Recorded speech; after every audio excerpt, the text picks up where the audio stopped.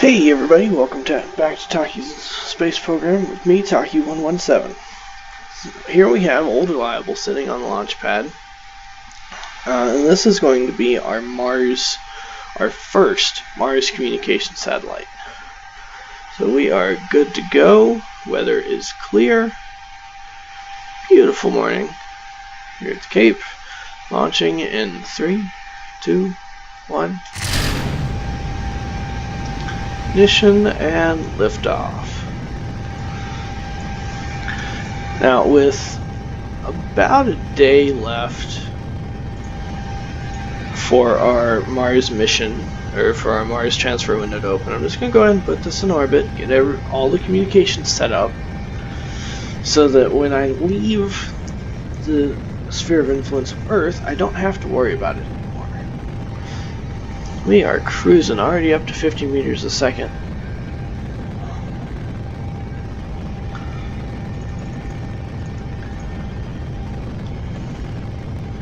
And hopefully, if this goes to plan, I will be able to launch my Hubble Space Telescope as well. And that rocket I completely redesigned from the ground up.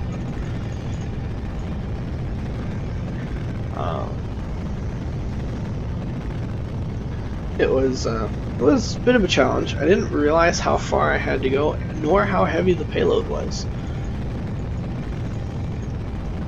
So it is quite possibly the largest rocket next to the Saturn V that I have ever built.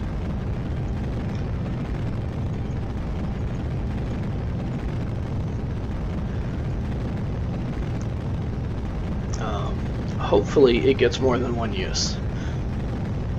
Doing a couple things different on it as well that you'll see when I get there, either later this episode or the next episode, depending on time and whatnot. 65 degrees. We are on glide slope. Yeah, looking good. A little bit of cloud cover there. It's not bad. Let's come down a little more. Now, I don't want to put this to follow surface velocity just yet.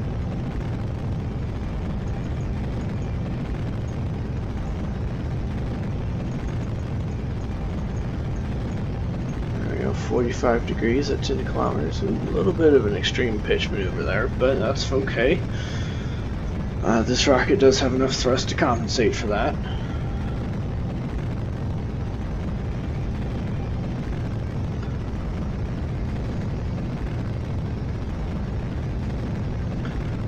Hey, 100 meters a second. Alright, we're going to follow our surface velocity now that we are at 20 kilometers in altitude.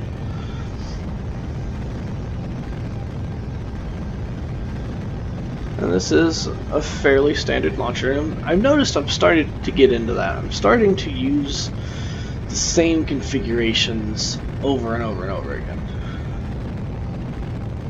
Which is nice, especially for, flight planning and whatnot. Let's see, pitch down just a little bit. It allows me to kind of know what my rocket's going to do during launch. I am getting close to that ever-present 300 science. Ooh, I actually have more than 300 science now. I can unlock a new tech node. There goes that.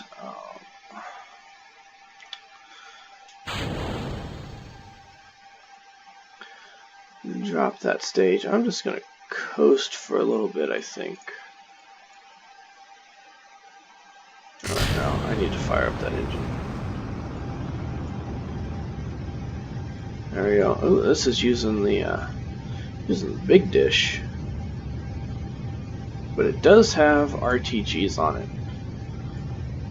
1, 2, 3. Looks like 4 of them. So I should have more than enough power to power this big dish here. I do also want to activate my antennas here, just so I have communication inside the Earth system. Let's see, going up to, I'm going to take this to about 100 kilometers. 100 kilometers. And I'm going to set this to, I have a special satellite set up for this. Should be, there it is, interplanetary satellite, Earth to Mars. I'm going to activate that dish. 130 gigameters. Yep, I have plenty of power generation. I should not have to worry about battery here. And I do want to circularize at the next apoapsis. 800 meters a second, which is fine. Execute that next node.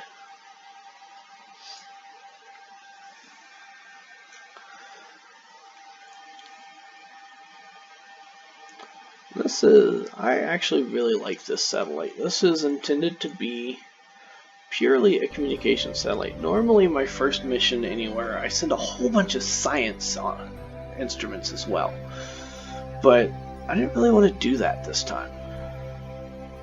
I didn't really see a whole lot of point to it. So instead, I just created this communication satellite, and that's all it's for. It's communicating from Mars back to Earth.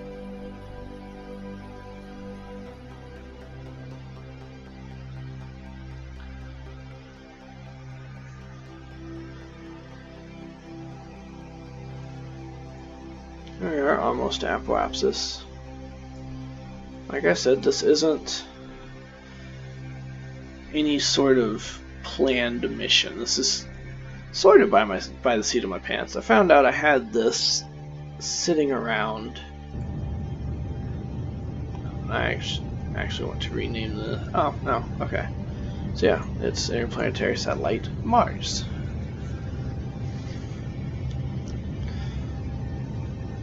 You can see it shaking a little bit there. That's kind of why I put the struts on it as we thrust along that central vector there, right through the center of mass, which is probably somewhere right around here, if I had to take a guess.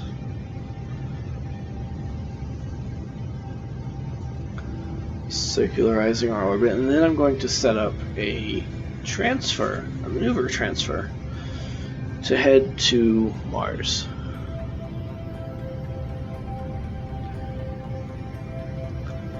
So.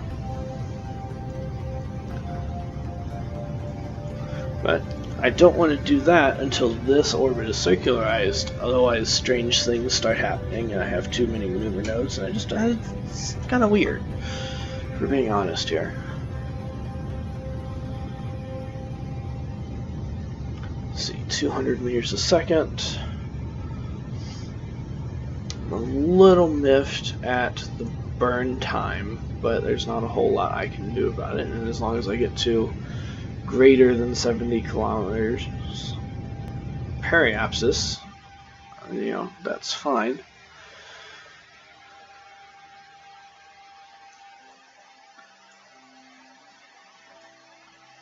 Just coasting. There we go.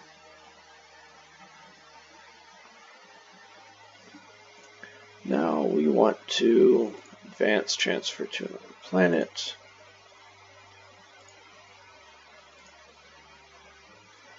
Ooh, I need to actually select Mars as my target. So I'm going to zoom out here. There it is, Mars. Set.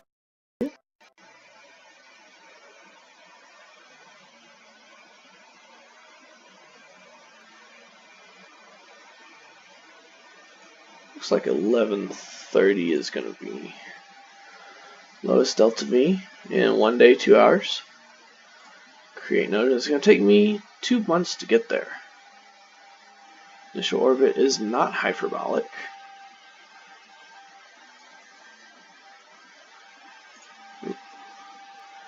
And we can see that I do get an encounter. with a periapsis of 18 kilometers. That might be a little high or a little low, but we'll see when we get there. So now I'm going to, ooh, that's only going to take me, looks like 1100 meters a second. Awesome. I'm just going to go ahead and point prograde. No reason not to. And I'm going to go ahead and close that alarm since I don't need it anymore. 5 days until we get to Venus from my interplanetary satellite, my first one. And then 5 days after that, Venera 1 will be performing its maneuvers, hopefully clearing out my contracts. That will be nice. Okay, so let's go ahead and roll out our Hubble Space Telescope and set it on the pad. And here we are. Our Hubble Space Telescope is sitting on the pad. It's early morning. And as you can see, this is the largest rocket I've launched since my Saturn V. It's got a 3.5 meter core stage here with 2.5 meter boosters and a 2.5 meter upper stage. But considering where it's going, my nav ball is correct. That was a concern I had. And I am going to 5.5 million meters, or 5,500 kilometers, with a 0-degree inclination. That inclination is my concern. I should have enough delta V for it, but we'll find out. So launching in 5, 4, 3, 2, 1.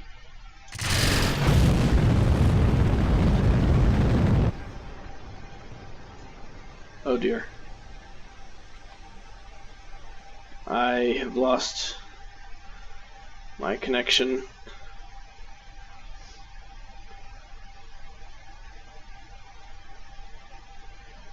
Oh dear. Stop, stop. Oh no.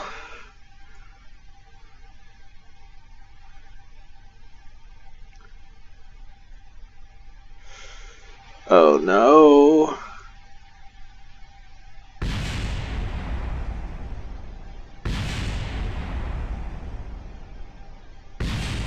That's okay. Oh no. I have to wait for it to stop moving. Oh no. Oh no. My launch pad has exploded. That explosion has thrown my rocket. Oh no. Oh no.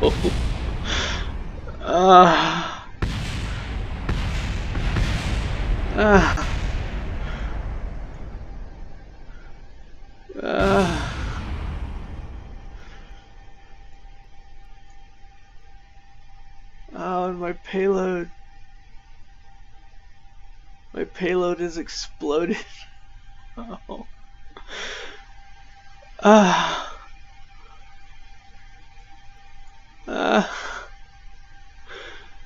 Oh, I can't believe that. Oh.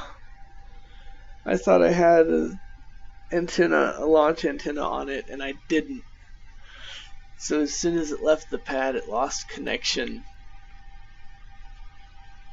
And that's gonna set me back. Oh, that's gonna set me back so much. Crap.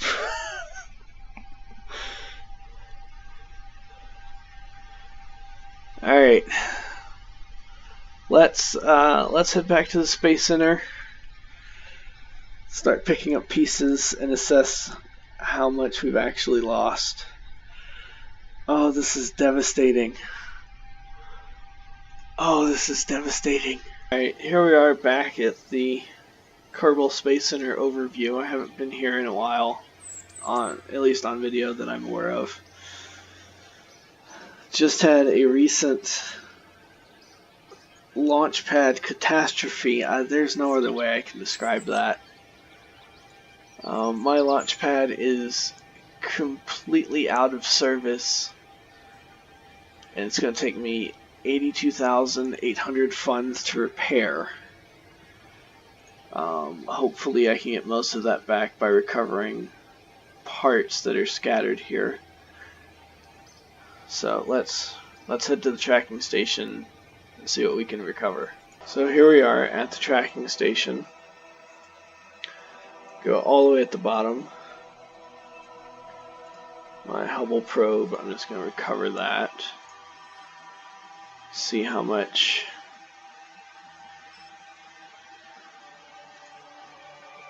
$392 funds for that. Okay, that's good.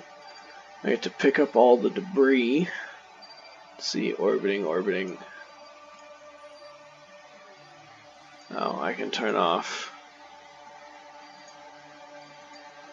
all of these now. I just want my probes.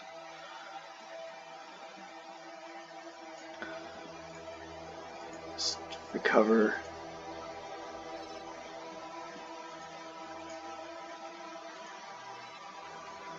Recover all of this stuff. Oh, this is such a setback.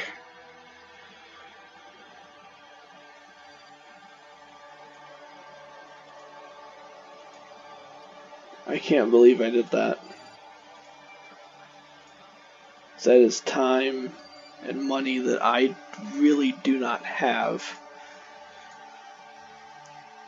That particular rocket cost half of my funds. I was sitting at about 500 funds. Now I'm not even entirely sure I have enough to launch it again. So I'm just going through and I'm recovering. I wish I could do this faster. But just recovering all of the debris at the launch pad. Just picking up pieces. I was hoping when it started tilting over that it would stop on the launch clamps and just sit there and I could just recover the whole thing. But it continued falling, and then the launch pad blew up. Oh, that should not have happened. So I think that's it for this episode. I need to go back and plan, maybe accept a couple of easy contracts just to get some funds back. Oh, I can't believe that. So that's all for this episode. I'm Taki117, and remember, mistakes happen.